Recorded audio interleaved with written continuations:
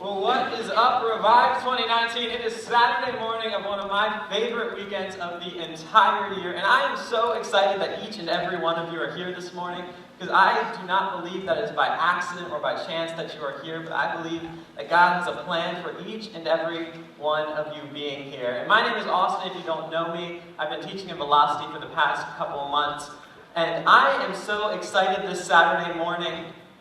I believe that not only could this be the most fun weekend of your year, but this could be one of the most impactful weekends, not only of this year, but of your life. And if you don't know me, I'm excited about that. If you don't know me, like I said, my name is Austin, and I'm not going to bore you with a bunch of facts about myself that you won't remember anyway, but I do want to tell you one thing about me that I think will be important for today. And that is that I am just like you. You see, because the thing is, while we are all different and while you may be your own special snowflake, we are all at the core very much the same. And the things that matter, we are all in this journey together. We are all working through life together. And at the things that matter most, we are really not that different. And that is why I can say with confidence that what we're going to talk about this morning is for everyone. Without a doubt, what we will talk about over the next 30 minutes will be for everyone. But here's what I also know. That while this message will be for everyone, as much as I don't want this to be true, as much as I wish it wasn't true, I know that while this message is for everyone, not everyone will be up for it. Because here's what I know.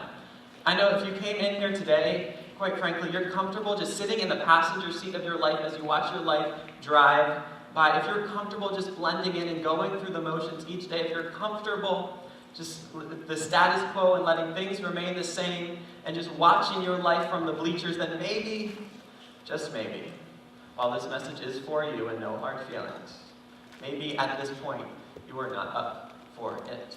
But if you came in here today, you're someone that dares to dream that tomorrow could be better than today.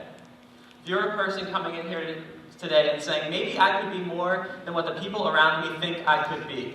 If you're a person in here today saying that, you know what, just because everyone is doing something one way, why do I have to?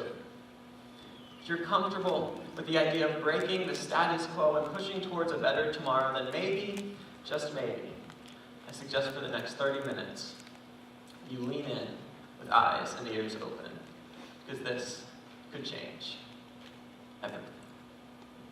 I want to start this morning with a question. It's going to seem like an easy question, but it's a question that I had a little trouble answering myself as I began to ask myself this. And the question is simple, it's this. How do you know when you are lost? How do you know when you are lost? At what point do you go from being not lost to being lost? It was a little over a year ago or so that my girlfriend and I decided to go out hiking one day. It was a beautiful day, and we decided we're going to drive up into the mountains, go for a hike, watch the sunset. It was a great day. The sun had set. We're heading back to the car, and I have to be honest with you. In the 21st century, it's pretty hard to get lost because we all keep a GPS in our pocket. If you get lost, it's kind of your own fault. So, on this specific day, we get in the car, and I decide, you know what? I know where we're going. I don't need a GPS. I've got this. And so we pull right out of the parking lot. We head up the mountain, and about maybe 5 minutes or so later, she looks over at me and she goes, Austin, you know where you're going? What a dumb question. Of course I knew where we were going. I had this under control. I said, yes, I know where we're going. I've got this. Thanks, but no, I'm good. I don't need a GPS. I got this. And so we drive a few minutes later, and we're a few more miles down the road, and she looks over at me again, and she says, hey, are we lost? No, I don't get lost. I got this. We know where we're going. And my feigned confidence satisfied her for maybe 30 seconds before she looked over and said, okay, I get it. We're not lost. I got that. Didn't we drive up the mountain to get here? Yes, I was driving, I remember. Yes, we drove up the mountain to get here. Why do you ask? Well, Austin, if we drove up the mountain to get here, then why are we driving up the mountain further? Shouldn't we be driving down the mountain? It was a good question. It was. And for a half a second, I considered telling her once again, I know where I'm going. But I had used about all of the fake confidence I had. I hung my head, pulled over, and said, yeah, I have no idea where we are. We're lost. And so, with much shame, I pulled out my phone, typed in the GPS. Sure enough, it told me to make a U-turn, head back the other way. And soon enough, we were back to where we needed to be. But my question remains. At what point were we lost? At what point, how do we know when we became lost? Because the truth is, we were lost long before I had hung my head in defeat and turned on my GPS. In fact, we were lost even before she asked for the first time, hey, do you know where you're going? Because the simple matter is, we were lost the moment that our direction was not leading towards our intended destination. We were lost as soon as our direction was not heading towards our intended destination. Because the simple fact in life, and in fact it's so blaringly obvious, so simple, you might even wonder, why do you even bother saying that? It doesn't just go up without saying, but I think, just bear with me for a second as I reiterate this, I'm sure you'll agree with me. But the simple fact is, in life, your direction, not your intention, determines your destination. In life, your direction, not your intention, determines your destination. And we get this, right? This is amazingly simple. Like if I drive towards Frederick, I will end up in Frederick. If I drive west, even if my intention was to go east, I will end up west. So you say, Austin, why even bring this up? We know that our direction, not our intention, determines our destination. And you're right. But if we know that, my question for you is, why don't we live like that? You see, because it's all fun and games when we talk about driving a car, right? We all get that if I head west, I will end up west. But why is it that we don't live like in our life, our direction will determine our destination, not our intention? You see, because I think for many of us, we have this idea of a destination in our heads for our life. We have this idea of the person we are supposed to become, the life we are supposed to live. We have this destination in mind, and that's our intention to go there. But each day, we walk in a different direction, yet somehow we believe that we will end up there. See, imagine a student wants to be a doctor one day. Not only do they want to be a doctor, but they want to be a good, kind, loving doctor who saves lives. It's a noble aspiration. It's a great idea. And if that's their destination they have in mind, then what would you say to them if their current direction was they were failing all their classes? They weren't kind to the people around them right now. They didn't seem to care about anyone's life but their own. It doesn't matter what their intention is. Their direction, not their intention, is going to determine their destination. Until they change course, they will not end up at the destination that they desire. And here's the thing. Just like in driving a car, in our lives, as soon as our direction does not line up with our intended destination, we are lost. We are lost as soon as our direction does not line up with our destination. And you see, Jesus, he told a story about being lost. And in fact, Diane talked about it last night, and she crushed it. And she did such a good job talking about this story. And it's a parable that Jesus told, and we find it in the book of Luke.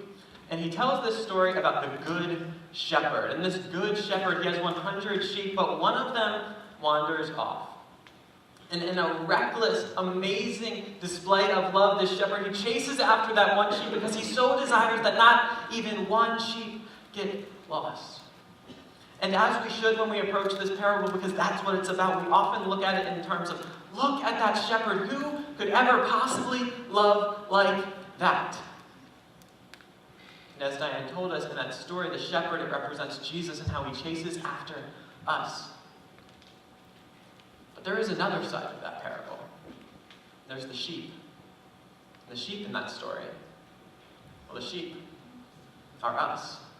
And if we're the sheep, that's wandering away, I think it's a good idea to ask this question. The question is this, and you're going to hear me ask it many times this morning. My simple question for you is, if we are the sheep, then where are you going, little sheep?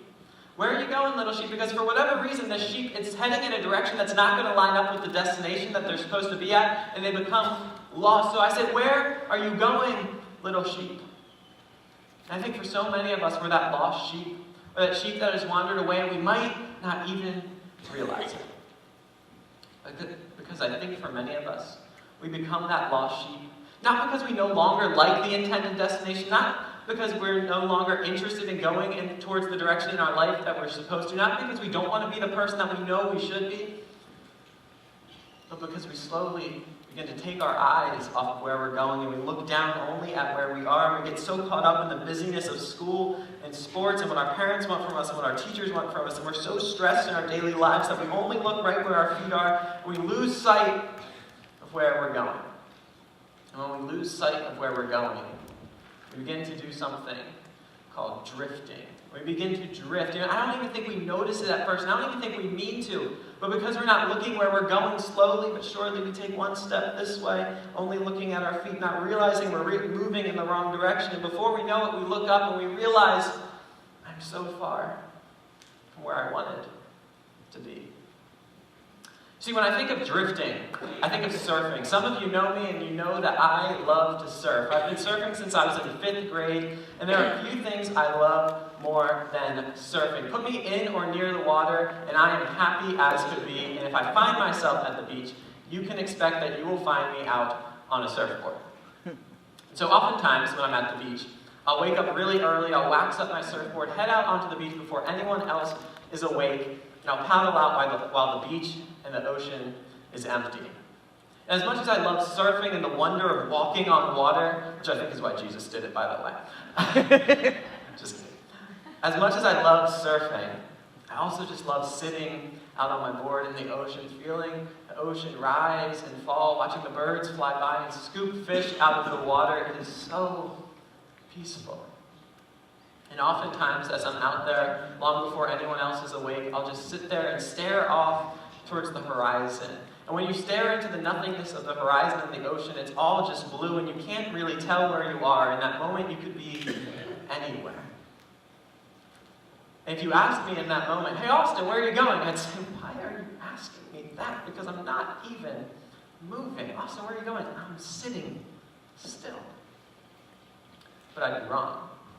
See, because what so often happens is I'll paddle out and I'll get lost in my thoughts and just staring out towards the horizon. And it will only be until later when I turn around and look at the shore, I realize I have drifted hundreds of yards down the shore so far from where I need to be that I can barely see it. But if you asked me, I'd say, I'm not even moving. How did this happen? This happens because there's a current that pulls you away as you're sitting there. And the simple fact is, both in life and in surfing, you are never sitting still. I might ask you today, hey, where are you going? You'd say, you know what? Nowhere. I'm just sitting still. And some of us, I think we have this idea of the destination that we're supposed to be heading towards. We have this idea of the person we're supposed to become, but we say, right now I'm just kind of taking a pause from that, but I'm not running the other direction. I'm just taking a break. The fact is, we are never sitting still. And as long as we are not keeping our eyes on where we are going and constantly moving towards that, we will be caught in the current of life. We will move and drift far from where we need to be without even knowing it. We experience drifting. I think for some of us, we're that lost sheep, but it's not because we're drifting. It's not because we're looking down and not paying attention to where we're going. It's not because we simply got caught in the current. For some of us, we're that lost sheep because we decided, you know what? That isn't where I want to go any longer. For many of us, I think we're running away from something but towards nothing. I think if I asked you, hey, where are you going? You say, I don't know, just not over there. Hey, where are you going? I don't know, just not where my parents want me to go because they don't get me. Hey, where are you going? I don't know, just not where my teachers want me to go because they just don't understand. Hey, little sheep, where are you going? I don't know, just not where the church wants me to go because I've tried that and frankly, it didn't work for me. Where are you going? I don't know, just not where my leaders want me to go because that's too hard. That's not fun. Where are you going? I don't know, just not over there. I think many of us experience this. If I asked you where you're going, I don't know, but I know where I'm not going. You see, in a document that would later be called the Gospel of John, one of Jesus' best friends, John, he writes this account of the life of Jesus because as he grows older, he realizes that I have to write this down because my friend Jesus, who I've been hanging out with for the past few years, who I saw walk and talk, who I ate with, who I slept in the same house as, this guy who I've traveled with, he's not just my friend Jesus, but he is, in fact, God. And I have to write this down because what I have experienced could change lives. And he tells this story of a time when people, by the thousands, began running away from something, but towards nothing. And you see, in John chapter 6, we come to this point where John is telling a story of a time when Jesus was out teaching, and he was out preaching as was usual. When Jesus had something to say, thousands of people would flock around him because what he had to say was so insightful, was so provocative, was so inspiring to them that they said, I just have to hear what this Jesus guy has to say. But on this specific day, and I don't even know if I'm allowed to say this, so forgive me. Don't take this the wrong way, but Jesus gives a sermon, and I'm just going to say it. It wasn't his best work. I'm not saying I could do better. I'm not saying he messed up. It just, if you ask the people that day how it went, they wouldn't have given him 5 stars. That's all I'm saying. And you see, Jesus begins speaking in these metaphors, and the people, they don't understand it. He's talking about eating my flesh and drinking my blood, and they're like, that's weird. I don't do that. And so soon, I imagine if you began asking these people, and you ask, where are you going? They say, I don't know, just not over there, because this isn't what I thought it was. They began running from something, but towards nothing. And as one person turned into 2, and 2 turned into 4, and slowly thousands of people had gone, and the entire crowd had dissipated, Jesus turns to the few remaining people there, to his 12 disciples, his 12 closest friends and followers. And he looks at them, and he asks them the question that I'm sure they were all fearing, because it was the exact question I imagine they were asking themselves in that moment. And in John 6:67, it says, and this is Jesus speaking, you do not want to leave me too, do you? Jesus asked the 12. I imagine in that moment they all stared down at their sandals, wondering how Jesus had thought of exactly what they were thinking. Because they had just seen the whole crowds dissipate, and they were wondering, now that the crowd is gone, will they ever come back? I imagine in this moment they were wondering, what if the destination we were heading towards isn't what I thought it was? Maybe this following Jesus thing isn't all it was cracked up to be, but how are we going to tell this guy who took a chance on us, who we've been hanging out with, that we are having second thoughts, that we are having doubts? As they all stood there, holding their breath, wondering who would be the first to speak, soon Simon Peter, the disciple who always was the one to speak up first and put his foot in his mouth, he cleared the air, and he asked the question I think we should all ask when we're considering running from something, but towards nothing.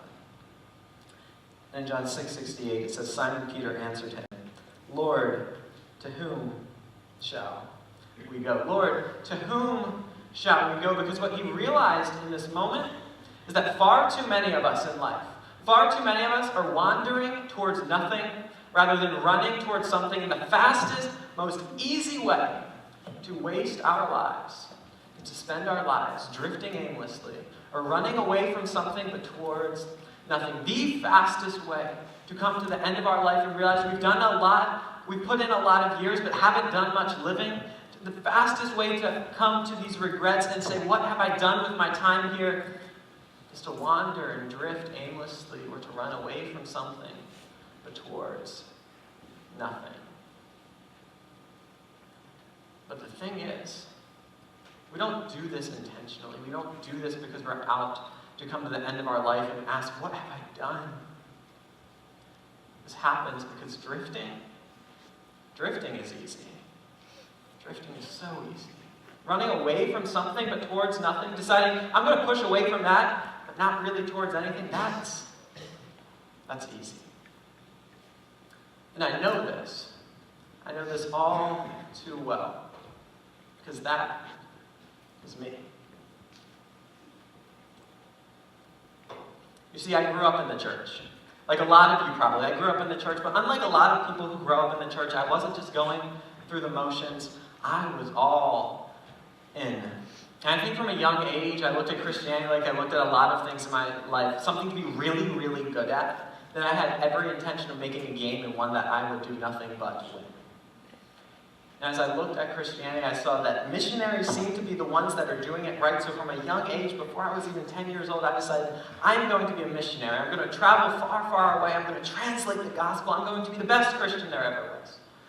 That was my destination I had in mind for my life. But slowly, as I got towards high school, I began taking my eyes off of where I was going and only looking right where I was at. And I didn't even notice it at first, but a slow drift occurred, like when you're sitting out in the ocean only staring towards the horizon. I began to slowly move, taking my eyes off of where I was going. By the time I was a junior in high school, I was spinning. I had no idea where I was going.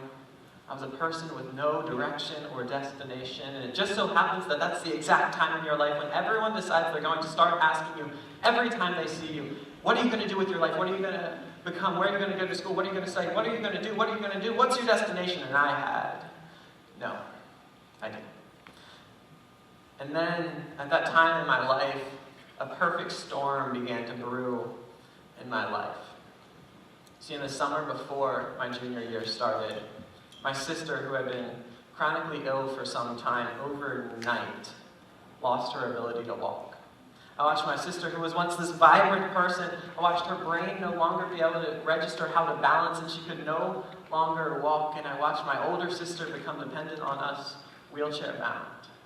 And as someone who always liked to have every answer and fix every problem, I came in front of something that I could do nothing about, and quite frankly, I did not like that feeling. And then one thing began leading to the next, and my world spun a little faster and a little faster. And after my sister, a few months later, my mom, who I'm closer with than any person on this earth. In fact, if you ever ask me what it looks like to love like Jesus, I just say, look at her, because that's the best I've seen.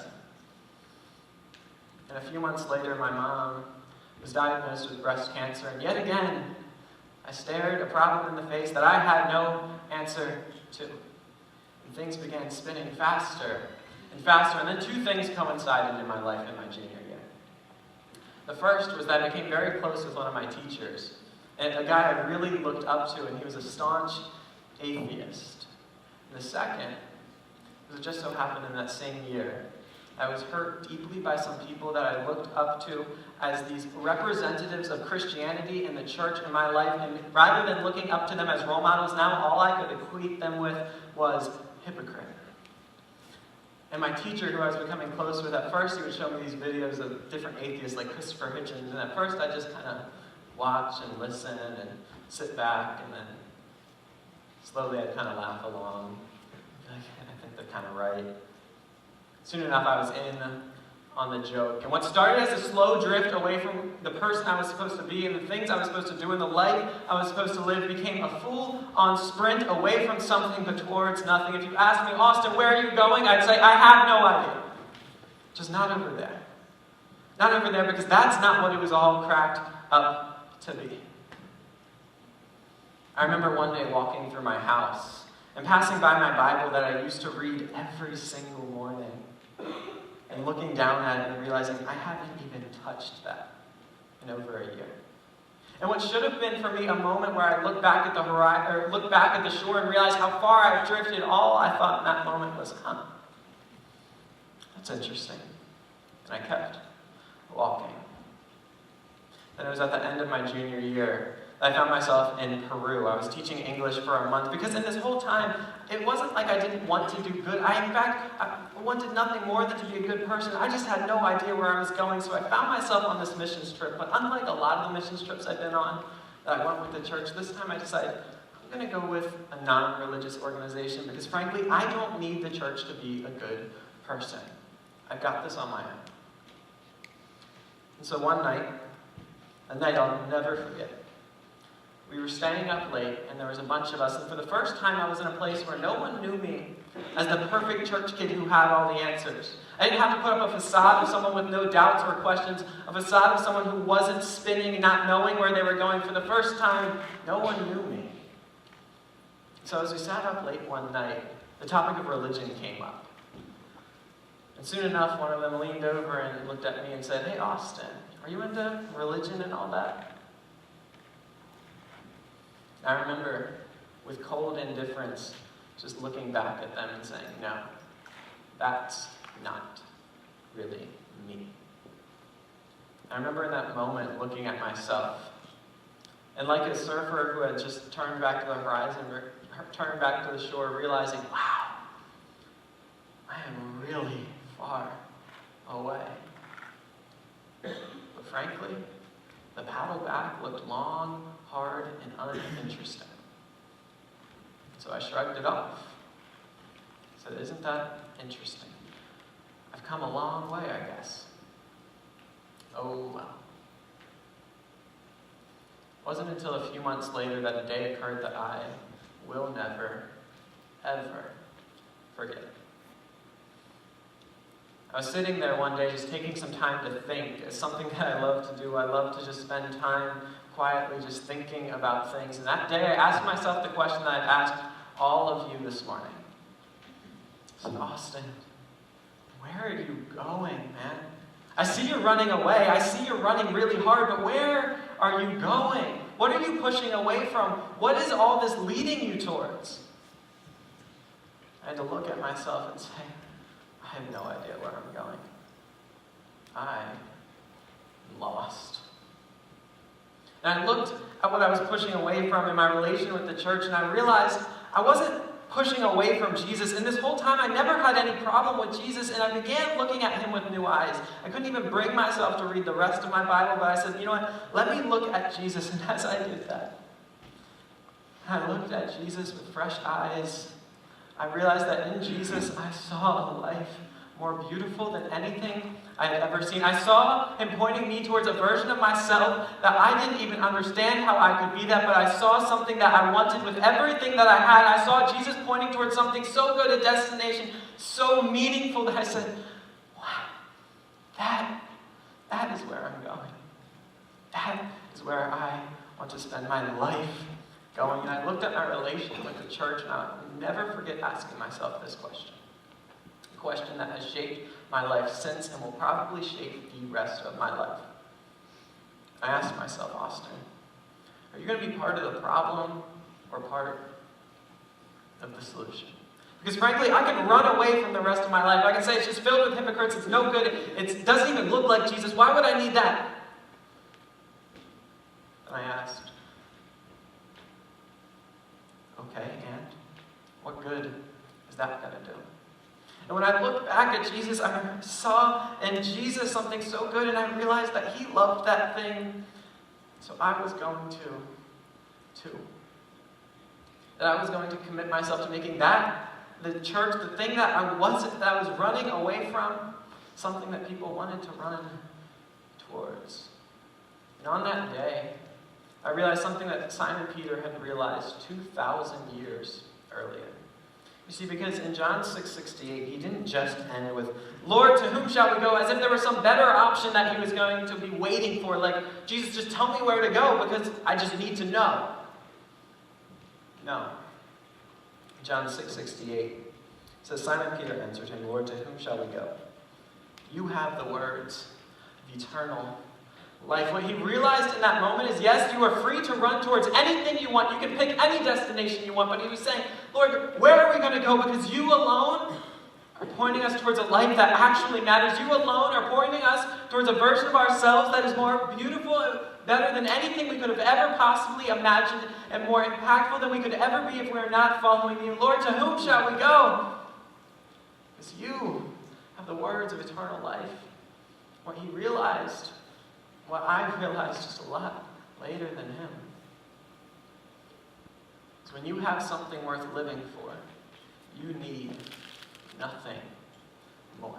Something worth living for, you need nothing more. Because in that moment, you have the fuel that will get you to the destination that you have in mind. You are filled with the why for your life, your mission in life that will propel you towards the you that you were always meant to be, to get you towards your destination, towards the life that Jesus is calling you to. So my question for you is, what does this look like in your life? Because you might be coming in here today and you might say, Austin, my destination in life, it was just to be a good baseball player. Like, that's really all I want. And I tell you, the beautiful thing is, Jesus isn't calling you not to be a great baseball player. He is calling you to be even more.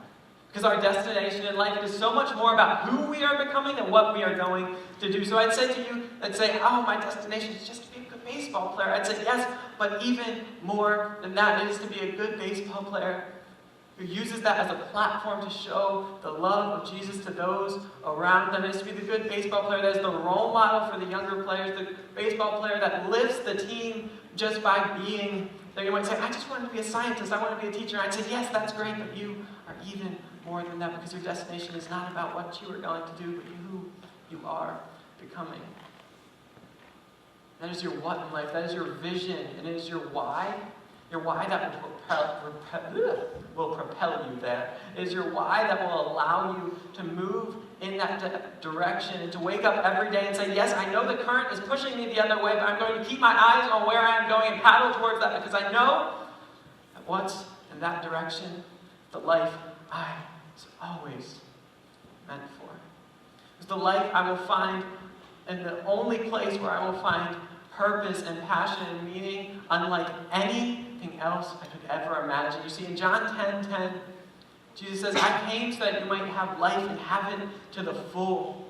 See, he's pointing us towards a version of ourselves and a life that he created us for, not just for his own fun, not because he just thinks that's great, but because he knows that when we run towards that, when we run towards the destination that we were always meant for, we will find the life, we will find an abundant life, life to the full. And I think for so many of us, that life that we were always meant for, a life where we live fully alive, it's right under our noses. We may not even know it. It was a few years ago that my best friend and I were on a road trip across the country. And you could really describe what we were doing as wandering. We had no idea where we were going, no plan, and we found ourselves in Colorado a few days into the trip. And as we were in Colorado, we checked into where we were staying that night, we set up our tent, and soon enough we just began driving around. And eventually, in our wandering of driving, we came to this dead-end road that came to a gate for a national park. And this whole time we had just kind of been talking to each other, not paying much attention to where we were at, not really looking around us, just kind of lost in that moment. And we get to the gate, and we ask the person, and she tells us first, that's going to be $20 to enter. We're like, it's a little rich for our blood. So we asked her though, luckily before turning around, we asked her, hey, are there good views up there? I'll never forget the look she gave us. She just laughed at us. She smiled. She said, just trust me on this one. Just trust me on this one. And so we said, sure. We paid the $20 and we began driving up the road further. We entered into the national park, and little did we know, we were on the road to the top of Rocky Mountain National Park that would sit at 14,000 feet, where we would be surrounded by mountain peaks that would tower around us, dozens of them piercing the sky. It was the single most beautiful place I have ever been in my entire life. I've never seen anything like it before or since. And I remember looking over at Felix as we were standing up there that day, going, this was right under our noses. We were just wandering around with no idea that this was right there. We got to the gate, and I feel like for so many of us, that's where we are today. We've come on this retreat for whatever reason, and we find ourselves looking towards a destination that Jesus is pointing to us towards. We're at that gate, and we're like, $20. It looks hard to me. Following Jesus, that destination, I don't really know if that's for me. And there's just saying, just trust me. Because that destination, the version of you that Jesus is pointing you towards, the you that you were always created to be, the life that you were meant to live, It is better than anything you could ever imagine. It might be right under your nose. You didn't even realize it. What scares me more than anything is that some of us would come to the end of our lives and go, we missed it. How did we miss the mountain peaks that were right there? How did we miss the life we were always created for? Why did I spend my whole life running in a direction that was never going to lead me towards where I was meant to be? Why did I spend my whole life looking down at my feet rather than where I am going? I don't want that for any of you. Because I know that while running towards the destination that Jesus has for you, it might not always be easy, but it will be so worth it. It won't always be a straight line as you run towards that destination. You might trip and fall, but the journey of following Jesus isn't about running a clean race that you never stumble. It's about running and tripping and skinning your knees and falling and getting back up and saying, I still want to go in that direction because I know what you have for me. It's the best life I could ever imagine. So my question for all of us this morning is, if we're the sheep, where are you going, little sheep? Where are you going?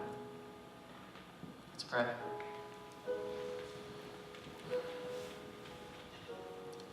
God, I thank you for bringing us all here today. Thank you for these opportunities in our life where we can get a clear look at where we're at and where we're going. God, in our daily lives, it's so easy, not even just to lose track of where we're going, but to even realize where we're at. God, I pray this weekend that we would all be able to take a new look at our lives to just ask ourselves that simple question: where are you going?